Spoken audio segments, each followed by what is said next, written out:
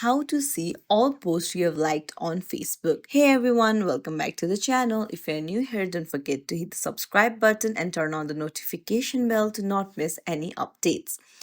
So, today I'm going to teach you how to see all the posts you've liked on Facebook in a few simple steps. So, first things first, open up your Facebook app and then go to the menu on the bottom right corner.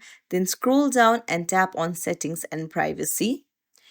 There, tap on Settings and then scroll down until you find Activity Log. Tap on it and then tap on your Facebook activity. Scroll down. There you'll find comments and reactions.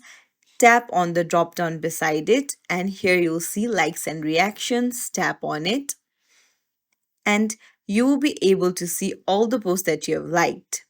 If you want to remove the like, what you have to do is just tap on the three lines beside the post and then tap on unlike. It's as simple as that. If you found this tutorial helpful, don't forget to like and subscribe to our channel for more helpful tips and tricks. Thank you for watching. See you in the next video, everyone.